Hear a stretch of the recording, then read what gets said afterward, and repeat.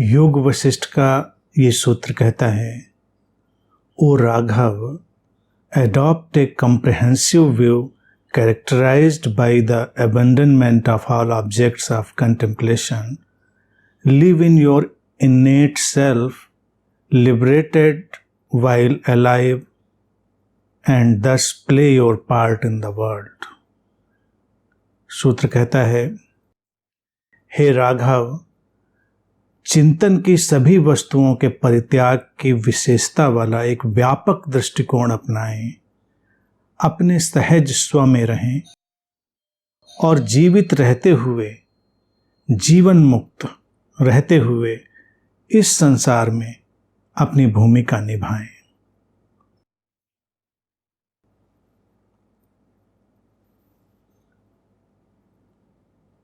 योग वशिष्ठ के ये जो सूत्र हैं, अब एक बार फिर से उस अद्वैत की अनुभूति जो श्री राम में घटी है उसको एक नई स्पष्टता देने के लिए। तो सूत्र कह रहा है कि जो भी संसार में है जिस पर हम कुछ चिंतन कर सकते हैं, कंटेम्पलेट कर सकते हैं, उस सब कुछ के प्रति एक व्यापक दृष्टिकोण अपनाएं और उनके साथ किसी भी तरह की लिप्तता ना रखें।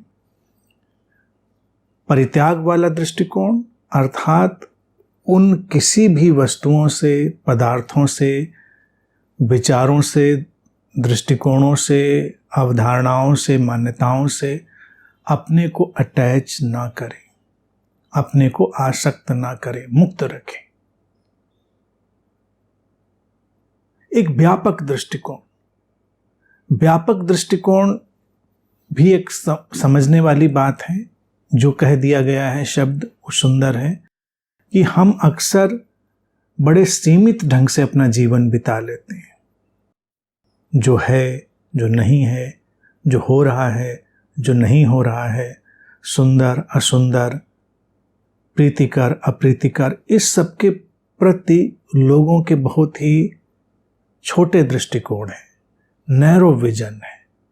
तो यहाँ पर एक व्यापक दृष्टिकोण की बात की जा रही है, जहाँ पर सारी विपरीतताएं घुल मिल जाती हैं, जहाँ पर जीवन की सारी विपरीतताएं एक दूसरे में शामिल हो जाती हैं।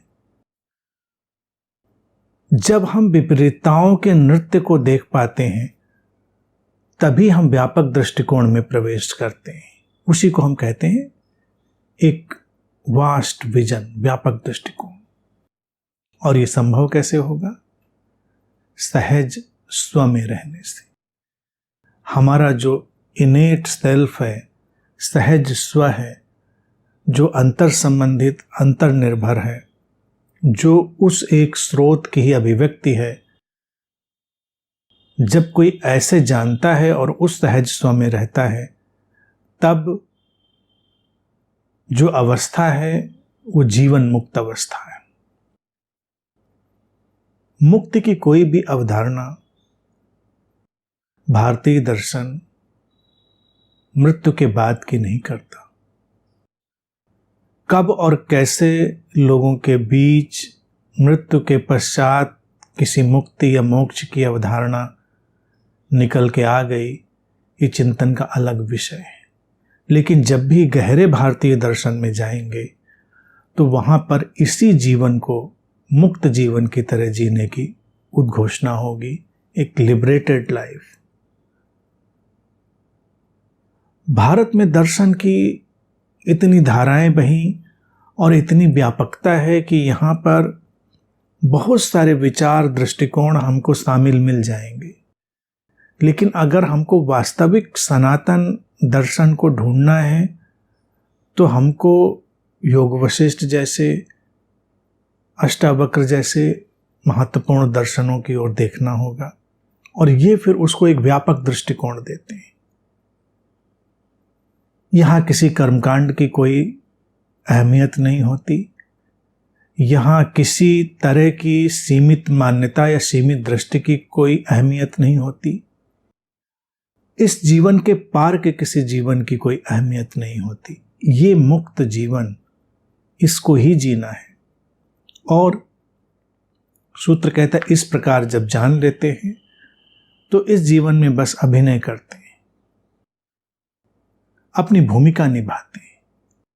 तो ऋषि वशिष्ठ राम से यही कह रहे हैं कि जो कुछ भी यहां कंटेम्पलेट किया जा सकता है उस सबके प्रति एक परित्याग वाला दृष्टिकोण अपनाओ, यानी कि अटैचमेंट नहीं। सब बन रहा है, बिखर रहा है, आ रहा है और जा रहा है। इस बनते बिखरते जगत में हम किसी भी तरह का लगाव क्यों रखें? अटैचमेंट। लगाव का अर्थ प्रीति या प्रेम नहीं होता। लगाव का अर्थ वही होता है चिपकना, बेवजह किसी चीज से आसक्त हो जाना। और जितने भी दुख का कारण है इस संसार में बस यही है कि हम बिना किसी कारण के, बिना किसी समझ के बस आसक्त हो गए हैं लोगों से, संबंधों से, किसी तरह के विचारों से, विचारधाराओं से, किसी तरह की धारणाओं से, मान्यताओं से हम बस चिपक गए। हम एक व्यापक दृष्टिकोण नहीं रख पाते कि इसका विपरीत भी सत्य हो सकता है। सत्य की अनेक आवाजें हो सकती हैं, अभिव्यक्तियां हो सकती हैं। सहज स्व में वही व्यक्ति रह पाएगा जो जीवन के सारे विपरीत को स्वीकार करके जी पा रहा होगा। उसको देखना पड़ेगा। तीर्थंकर महावीर ने इसी व्यापक दृष्टिकोण के लिए अपने शादवाद की उद्घोषणा की थी और वो अनंत कारणों पर आधारित उनका दर्शन था। वो कहते थे कि जीवन को सीमित मत करो। जीवन में अनंत अभिव्यक्तियां हो सकती हैं। एक ही साथ विपरीत बातें भी सही हो सकती हैं। तो उलझाव मत रखो। हम उलझते क्यों हैं? क्योंकि हम कुछ को सही और कुछ को गलत मानना चाहते हैं। हम बड़ी जल्दबाजी में हैं। बहुत जल्दी है हमें सब कुछ तय कर देने की, और परिस्थितियां बदलती जाती हैं। विष अमृत में ढल जाता है, अमृत विष में ढल जाता है, सुबह शाम में ढल जाती है, शाम सुबह में ढल जाती है। ये विपरीतताओं का एक नृत्य है जीवन। जो इसको देख पाता है वही सहज स्व में है, सहजता में बह रहा है। बस इस विराट अंतर संबंधित जीवन को देखता हुआ, और वही जीवन मुक्त व्यक्ति है। जीवन मुक्त व्यक्ति का अभिप्राय ये नहीं होता कि उसके पास कुछ चमत्कारिक शक्तियां आ गई होंगी, उसके पास कुछ विशेष किस्म की अलौकिक सिद्धियां आ गई होंगी, जैसा कि हम जीवन मुक्त व्यक्ति के बारे में अक्सर कल्पना करते हैं। जब भी किसी को पता चले जीवन मुक्त है, ये बुद्ध है, तो लोग पहली ही चीज यही समझना चाहते हैं इसमें विशेष क्या है, और वो विशेष शक्तियों के रूप में होता है। जबकि हम ये नहीं देख पाते कि पूरे जीवन में शक्ति का एक अपना सहज नृत्य है, क्योंकि जीवन तो शक्ति से ही संचालित है। एक विचार उठता है, वो एक सहज शक्ति है। जीवन में एक कली प्रस्फुटित होकर फूल बनती है, वो उसकी सहज शक्ति है। कुछ भी यहां पर उस शक्ति के नृत्य के बिना संभव नहीं है। तो किसी अलग से शक्ति का होना बेमानी है, गैर जरूरी है, उसकी कोई आवश्यकता नहीं। जीवन मुक्त व्यक्ति शक्ति के साथ लयबद्ध होकर अतिरिक्त शक्ति की व्यर्थता को जानता है। जो व्यक्ति शक्ति के स्रोत से संयुक्त हो जाता है, जुड़ जाता है, वो अतिरिक्त शक्ति की किसी भी तरह की कामना से मुक्त हो जाता है। क्योंकि जो व्यक्ति शक्ति के स्रोत से नहीं जुड़ा है, वो हमेशा अपने को शक्तिहीन अनुभव करता है और अतिरिक्त उसको चाहिए, एक्स्ट्रा चाहिए, कुछ एक्स्ट्रा। अब इस एक्स्ट्रा के लिए कुछ भी हो सकता है, money power, muscle power, knowledge power, people power, जो भी वो जुटा सकता है, धन जुटाकर उसको महसूस करे, लोगों का बड़ा विस्तार अपने परिचय का बढ़ाकर महसूस करे, पद के रूप में, प्रतिष्ठा के रूप में उसे महसूस करे, ज्ञान के रूप में।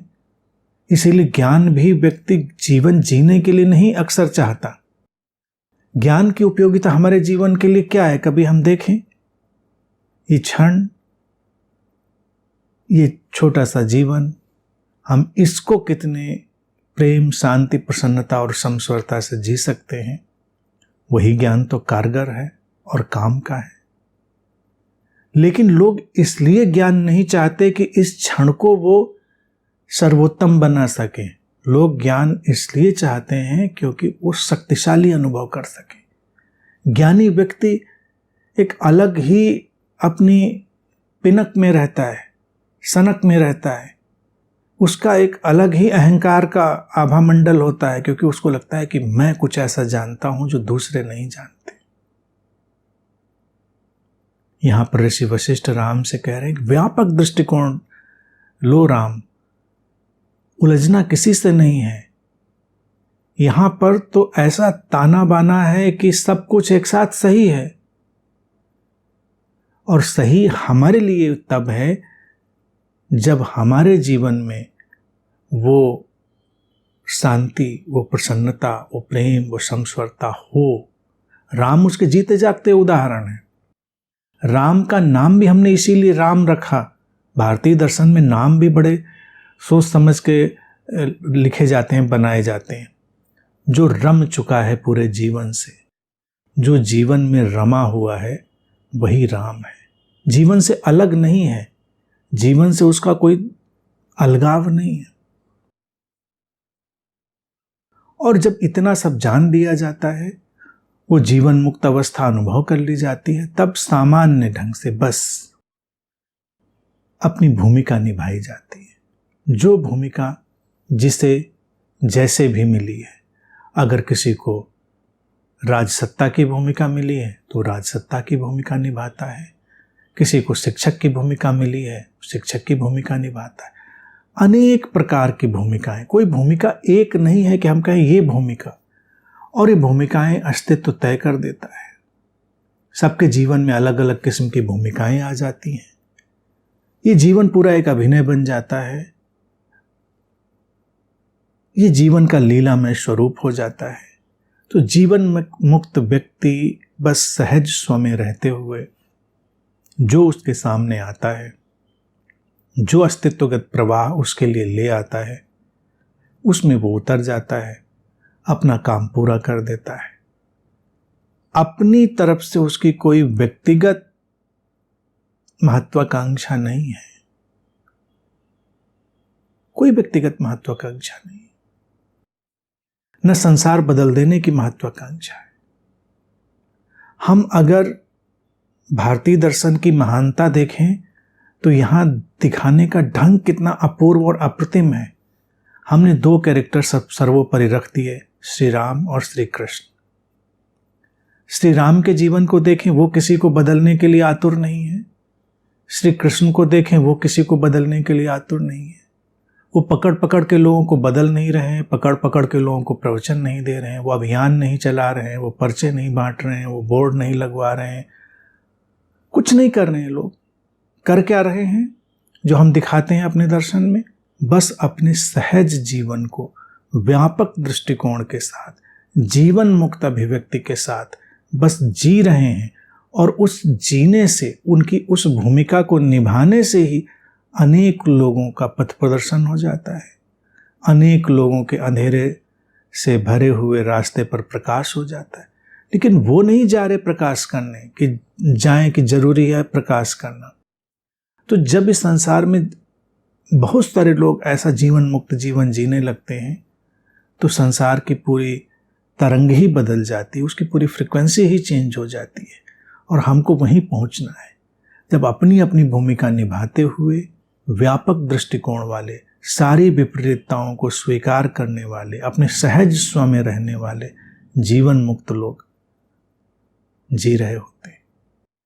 वो वही राम राज्य होगा, वो आदर्श समाज। राम राज्य का अर्थ इतना ही नहीं होता कि सब खा पी रहे हैं अच्छे से, न्याय अच्छे से हो रहा है, व्यवस्था सुसंगत है, वो नहीं। योग वशिष्ठ में देखेंगे राम को देशना दी जा रही है, फिर हम एक राम राज्य की परिकल्पना करेंगे, वो वही होगी जब व्यापक दृष्टिकोण से भरे, विपरीतताओं को स्वीकार किए हुए, सहज स्वमें अंतर संबंधित, अंतर्निर्भर जीवन को जानते हुए, अपने अपनी अनूठी अभिव्यक्तियों का स्वीकार करते हुए, अपनी भूमिका को सहजता से निभाते हुए लोग। और यही जीवन की सर्वश्रेष्ठ अभिव्यक्ति है और खिलावट है।